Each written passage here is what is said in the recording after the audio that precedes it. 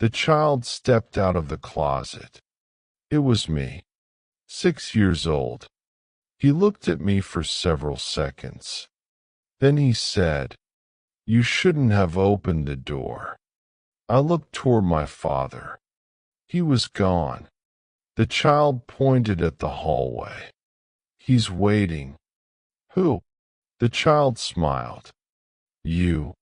A sound came from behind me. Footsteps. I turned. The older version of myself was standing at the end of the corridor. But he wasn't alone. Beside him stood the creature. Same face. Same clothes. But this time, it looked almost human. The older me raised his hand. "Don't listen to it." The creature laughed. "You've heard that before." The child grabbed my hand. "There's only one way out." "Where?" He pointed toward another door. 002.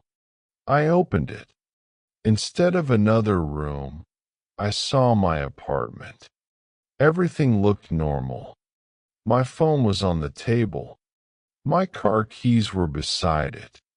Morning sunlight came through the windows. For a moment, I thought it was finally over. Then I noticed myself sitting on the couch. The other me looked up. He smiled. "You made it." I stepped backward. "Which one of us is real?" He stood up. "I don't know." The creature appeared behind him. It whispered. "That's the point." The hallway lights suddenly went out. When they came back, the creature was gone. So was the other me. Only the child remained. He looked at me and whispered, "Now you understand." "Understand what?" He pointed toward the front door. A small brass number had appeared on it. 003. Then someone knocked. 3 times. I didn't open it. The child smiled. "Good." "Why?" "Because this time, whatever is outside isn't trying to get in." He looked at the door. "It's trying to get you out." The knocking stopped. The hallway disappeared. I woke up in my own bed. Morning. My phone showed 8:12 a.m. For the first time in weeks, everything seemed normal. I got dressed, made coffee, went to work. Nobody knew what had happened. I never told anyone. That evening, I came home. There was an envelope underneath my apartment door. Inside was one photograph. It showed me standing in front of my building. On the back was a handwritten message. "You were never the original." I stared at it. Then my phone rang. My own number. I answered. My voice whispered, "Now you finally know." The call ended. I looked at the photograph again. There was someone standing behind me. A little boy, 6 years old, smiling. And beneath the photograph was one final line. "The real you is still in room 001. I couldn't stop thinking about the photograph. You were never the original. I kept telling myself it was another trick. But the longer I stared at the little boy in the background, the more familiar he became. I knew that face. I knew those eyes. It was me, 6 years old. That night, I searched through every old family photograph I could find. There was one picture from 1997. My father was standing beside me. I was 6, but there was something wrong. In the photograph, My father was looking at someone outside the frame. I zoomed in. A small reflection appeared in the window behind us. A second child. Me. Standing outside the house. I dropped the photograph. Then I heard something from the hallway. A child's footsteps. Bare feet against the floor. Step. Step. Step. I slowly opened my bedroom door. The hallway was empty, but there was a small wet footprint on the floor. Then another. They led toward my living room. I followed them. The final footprint stopped beside the front door. A brass key was lying there. The number on it had changed again. 001. My phone vibrated. A message appeared. Come back before midnight. Underneath it was an address. The address of the old building. The building that had collapsed. I knew I shouldn't go. I went anyway. When I arrived, the empty lot was covered in fog. There was no building, no rubble, nothing. Then I noticed a red door standing by itself in the middle of the lot. No walls, no frame, just a door, and above it, 001. I put the key into the lock. Before I turned it, I heard my father's voice behind me. Don't. I turned around. He was standing in the fog. He looked exactly as I remembered him. But this time, I noticed his feet. They weren't touching the ground. He smiled. You finally found the right door. The red door slowly opened behind me. And from inside, I heard my own 6-year-old voice. Dad. My father looked terrified. Then he whispered, That's the one I left behind. I didn't move. My father stood in the fog, staring at the open door. That's the one I left behind. I looked at him. What does that mean? He didn't answer. The child's voice came again from inside. Dad. My father closed his eyes. I thought it was gone. I stepped closer to the door. Who was that? My father looked at me. The part of you that never left the building. I felt a cold breeze behind me. The fog around us became thicker. Then the child started crying. Not loudly, just a quiet, frightened sob. I couldn't ignore it. I stepped through the doorway. The door closed behind me. I was standing in my childhood bedroom. Everything looked exactly the same. The old bed, the blue curtains, the toy box beside the wall, even the small crack above the window. Then I saw myself sitting on the bed, 6 years old. He looked at me. You came back. I couldn't speak. He smiled. I've been waiting. For how long? He looked toward the window. Since Dad left. I sat beside him. What happened? He pointed toward the closet. Something came out. The closet door slowly opened. Inside was complete darkness. My younger self grabbed my hand. It still thinks you're me. A voice came from the closet. My voice. Older. Angry. You shouldn't have brought him here. My younger self whispered. That's not you. The darkness moved. A figure stepped out. It looked exactly like me, but unlike the others. This one had no reflection. It walked toward us. I pulled the child behind me. The figure stopped. then smiled. Do you finally remember? I shook my head. No. It pointed at the child. Then ask him.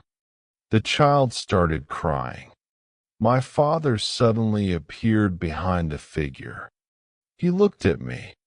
Don't let it touch him. The figure turned toward my father. You already failed once. Then every light in the room went out. When they came back, my father was gone. The figure was gone. Only the child remained. He looked at me. Now we have to find the door. Which door? He pointed toward the closet. The one Dad couldn't open. The closet door slowly opened wider. Behind it was not a closet. It was another hallway. And at the end, a red door marked 002. The hallway behind the closet shouldn't have existed. I held the child's hand and started walking. The walls were covered with old family photographs. Some showed me as a child. Others showed me as an adult. But in every photograph, the same red door appeared somewhere in the background. 002. We reached it. My younger self stopped. Don't open it. Why? Because that's where Dad disappeared. I looked at the door. Then we have to know what happened. The child shook his head. He went inside. He never came back. I turned the handle. The door opened. Inside was a small office, an old desk, a broken telephone, and a tape recorder. There was a cassette already inside. I pressed play. My father's voice filled the room. If you're hearing this, I failed. I looked at the child. The recording continued. I couldn't destroy the thing in room 001. I thought I could hide it by splitting the building into separate rooms. Each room holds a different memory. Each door leads deeper. Then my father's voice became quieter. But there's one problem. It doesn't want your memories anymore. It wants your place. The tape stopped. The child looked at me. What does that mean? Before I could answer, the telephone rang. Once, twice, 3 times. I picked it up. My own voice whispered, "You're getting close." Close to what? The truth. The line went dead. Then the desk drawer opened by itself. Inside was another photograph. It showed my father standing in room 002. Beside him was the little boy. But there was something behind them. A tall figure. I looked at the child beside me. He was staring at the photograph. That's not how I remember it. What do you remember? He pointed at my father. He wasn't alone. I looked closer. There was another person hidden in the corner of the photograph. A woman. I recognized her immediately. My mother. But my mother had never been inside the hotel. At least, that's what I had always believed. The child whispered, "She knows where the real door is." Suddenly, the hallway outside the office filled with footsteps. Someone was coming. The child grabbed my hand. Run. We left through another door. Behind us, the office door slammed shut. At the end of the hallway, a new number appeared. 003. And beneath it was a handwritten message. MOM is waiting. The door marked 003 was already open. I could hear a woman crying somewhere inside. My younger self refused to move. Is that Mom? He nodded. We stepped inside. The room looked like an old hotel lobby, but there was no reception desk, no chairs, just a single table in the middle. My mother was sitting behind it. She looked exactly as she had in 1997. She looked at me and immediately started crying. You came back. I couldn't speak. My younger self ran toward her. She hugged him tightly. Then she looked at me. You weren't supposed to remember. Remember what? She wiped her eyes. Your father didn't disappear. I felt my stomach drop. He was taken. By the hotel? She shook her head. By you? I stared at her. What? She pointed toward my younger self. Not him. Another version. I looked at the child. He was staring at the floor. My mother continued. That night, your father tried to destroy room 001. He couldn't. So he made a copy of himself. Then he made a copy of you. I stepped backward. Why? Because the hotel needed someone to stay. My mother looked at the child. And your father chose the wrong one. The room became silent. My younger self looked up. Mom. She hugged him tighter. You're not supposed to be here. A loud knock came from the door. Then another. My mother looked terrified. He's here. Who? She pointed toward the hallway. The original. The lights went out. When they came back on, my younger self was gone. My mother was standing alone. I grabbed her arm. Where did he go? She pointed toward another door. 004. Then she whispered, Don't follow him. I looked at the door. From the other side, I heard my younger self laughing. Then my own voice said, Come get me. I opened the door marked 004. My mother grabbed my arm. Don't. I looked at her. He's in there. I know. Then we have to get him. She shook her head. That's exactly what it wants. I stepped into the room anyway.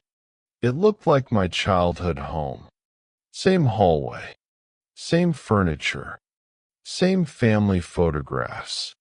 But everything was completely silent. Hello. My voice echoed through the house. Then I heard footsteps upstairs. My mother followed me. We climbed the stairs slowly. At the top was my old bedroom. The door was open. My younger self was sitting on the floor. He was holding a photograph. I walked toward him. What are you looking at? He handed it to me. It showed my family standing together. My father, my mother, me. But there was someone else in the picture. A man standing behind my father. The same man I'd seen in room 407. The original. My mother whispered, That's him. I looked at her. Who is he? She shook her head. We never found out. The bedroom door suddenly slammed shut. My younger self screamed. The lights went out. Something moved behind us. I turned around. A man was standing in the corner. He looked like my father, but his eyes were completely black. He smiled. You finally brought everyone back. My mother stepped between us. You can't have him. The man laughed. I already do. He pointed at me. He's been mine since 1997. I felt the room spinning. My younger self grabbed my hand. Don't believe him. The man looked at the child. Ask your brother what happened. I froze. My brother? The child looked at me. Then he whispered, I'm not your younger self. The room went completely silent. He looked exactly like me. But now I noticed something I'd missed. He had no shadow. He smiled. I'm the first copy. The man in the corner disappeared. My mother screamed. The walls began cracking. A red door appeared behind the bed. 005. The child walked toward it. Then he turned around. You want to know who the original is? He opened the door. Follow me. Behind the door was a room filled with mirrors. And in every mirror, I was standing alone. Except for one.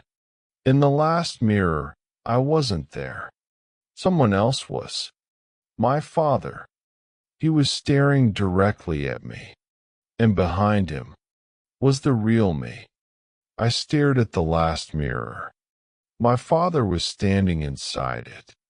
And behind him was another version of me. Not a copy. Not a reflection. The real me.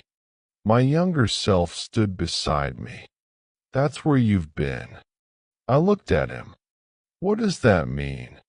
He pointed at the mirror. You're the copy. I felt my stomach drop. No. My mother stepped closer. I'm sorry. I looked at her. You knew? She nodded. Since the night you came home. I couldn't breathe. She explained that the child who came home in 1997 wasn't the original. The real me had stayed inside the hotel. My father had spent years trying to get me back. But every time he came close, the hotel created another copy. That's why I had memories that didn't make sense. That's why my father always seemed afraid of me. And that's why the hotel had been calling me. It wasn't trying to bring me inside. It was trying to return me to where I belonged. I touched the mirror. The real me touched it from the other side. Our hands lined up perfectly. Then he mouthed 2 words. Help me. The mirror cracked. My mother stepped backward. Don't break it. I looked at her. Why? Because if the mirror breaks. She stopped. What? Both of you come out. The cracks spread across the glass. My younger copy smiled. He whispered, That's exactly what we want. The mirror shattered. For 1 second, everything went black. Then someone grabbed my wrist. I looked down. It was my father. He pulled me toward the broken mirror. Run! We escaped through the doorway. Behind us, the hotel began collapsing. Doors slammed. Lights exploded. The walls twisted. But one thing remained standing. Room 001. My father pointed toward it. That's where we have to go. I stared at the door. The numbers slowly changed. 001. Then 006. Then back to 001. My father whispered, The first room is the only place where the original and the copy can exist together. I looked at him. And what happens after that? He didn't answer. Because behind us, the first copy was standing in the hallway. It looked exactly like me, and it was holding my mother's hand. My mother looked terrified. The copy smiled. Let's find out which one survives. The copy stepped closer. My mother was standing beside it, completely still. "Mom." She didn't answer. The copy smiled. "She knows." My father grabbed my shoulder. "Don't listen to it." The copy looked at him. "You've been saying that for 20 years. Then it pointed toward room 001. "Go inside." I looked at my father. He nodded.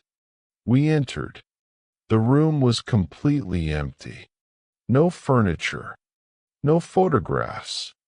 Just a large mirror standing against the wall. My reflection appeared. But there were two of me. One on each side of the glass. The real me stepped forward. I did the same. We stopped inches apart. Then he said, "You took my life." I shook my head. "I didn't know." "I know." He looked tired. "That's why I called you." I remembered the phone call. My own voice telling me not to go to work. He had been trying to warn me. Not trap me. Warn me. The copy outside suddenly started pounding on the door. Don't believe him. My father locked it. The room began shaking. The real me looked at me. "There's only one way to end this." "What?" "One of us has to stay." I already knew what he meant. "No." He smiled sadly. "You have a life. You have memories. I have neither." My father looked away. The mirror began glowing. A deep red light filled the room. The door behind us started breaking apart.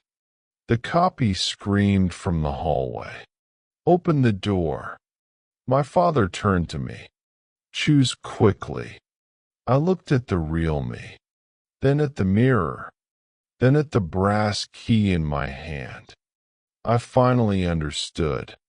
The hotel didn't need one of us to die. It needed one of us to believe he was the original. I put the key into the mirror. The glass cracked. The real me grabbed my hand. The entire room filled with white light. For a moment, I felt every memory at once. My childhood, my parents, the hotel, the fire, everything. Then the light disappeared. I opened my eyes. I was standing outside. Morning sunlight. No hotel. No red doors. No mirrors. My father was beside me. He looked at me. "Are you okay?" I looked at him. "I think so." He smiled. Then I noticed something. There was another person standing across the street. A young man. He looked exactly like me. He raised his hand. I raised mine. Then he walked away.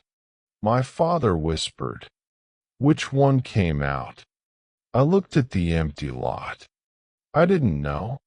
And for the first time, I realized I didn't care. Because my phone suddenly rang. My own number. I answered. Silence. Then a voice whispered, "Good choice." The call ended. I looked at my father. "Did you hear that?" He shook his head. I checked the phone. The call history was empty, except for one entry. Room 001. Duration, 1 second. I thought the nightmare was over. For the next 3 days, nothing happened. No calls. No strange photographs. No impossible doors. My father stayed with me, but neither of us talked much about the hotel. Then, on the fourth night, I woke up at exactly 2:13 a.m. My phone was lying on the floor. The screen was already lit. One message was waiting. "You left someone behind." I stared at it. My father was asleep in the next room.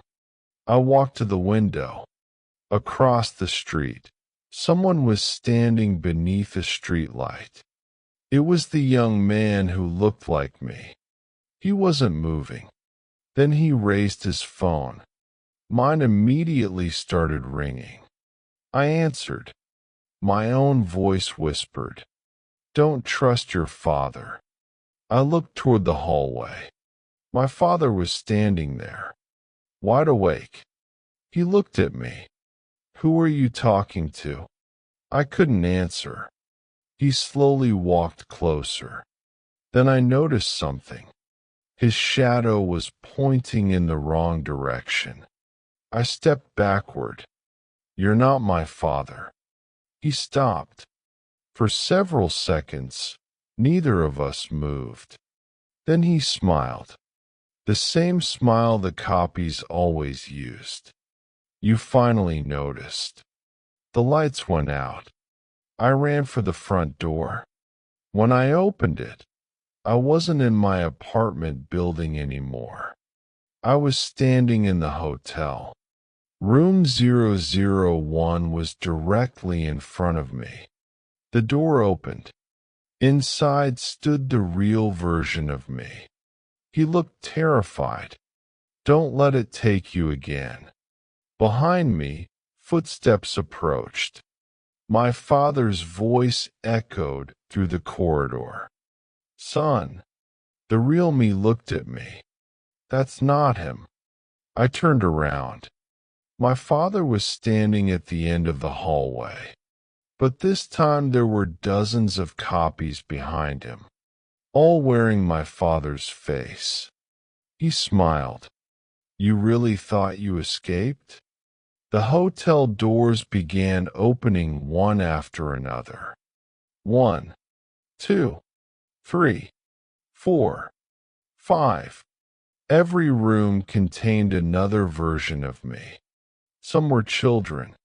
Some were old. Some looked exactly like me.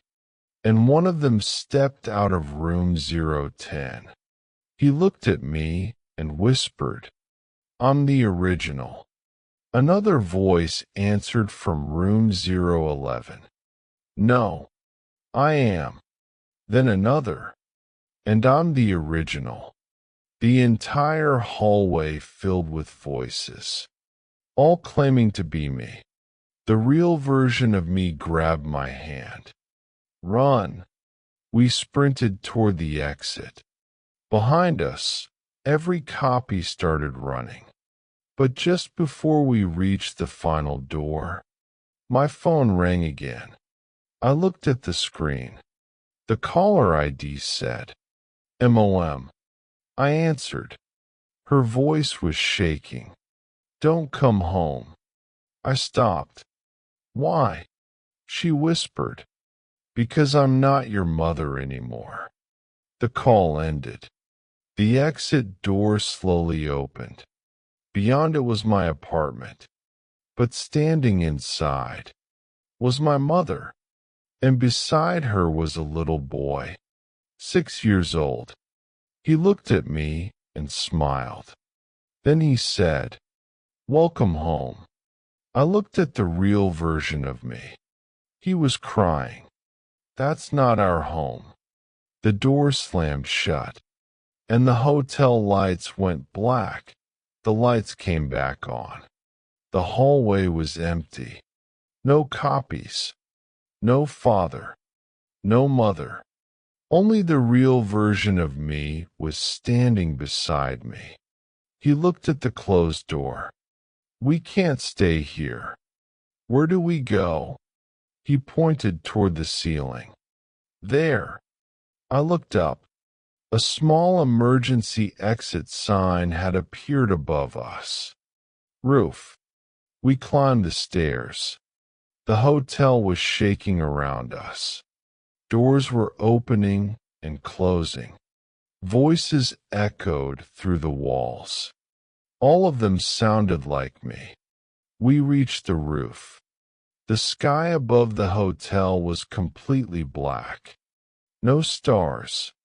No moon. Just darkness. My phone showed one message.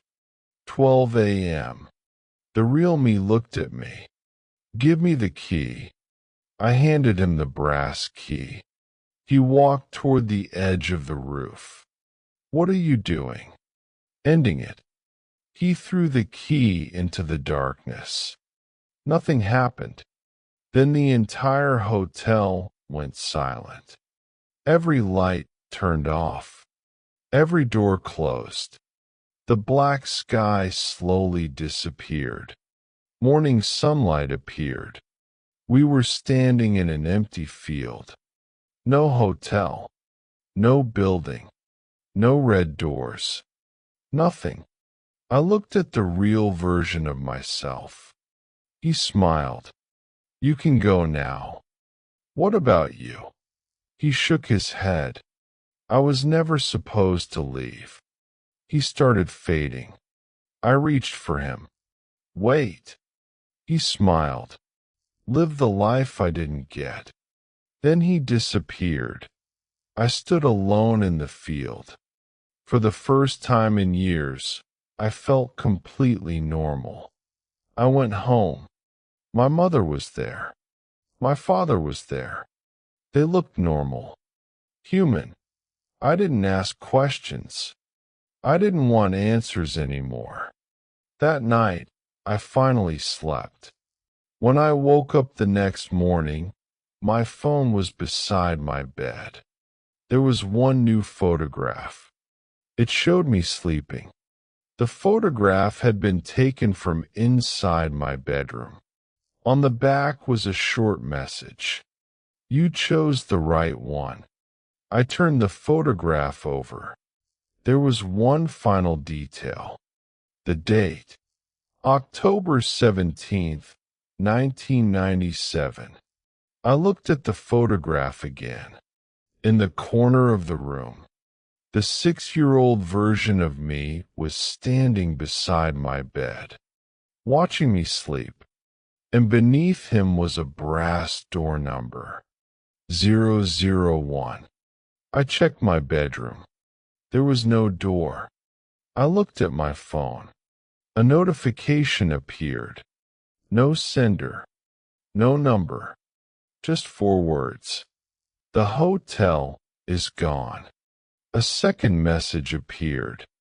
But you are not. I stared at the screen. Then came 3 knocks. From inside my closet. Knock. Knock. Knock. I didn't open it. I never will. Because some doors are better left closed. And if you ever hear your own voice calling you from the other side, don't answer. It might know your name. It might know your memories. It might even know your entire life. But if it tells you that it's you, that's when you should run.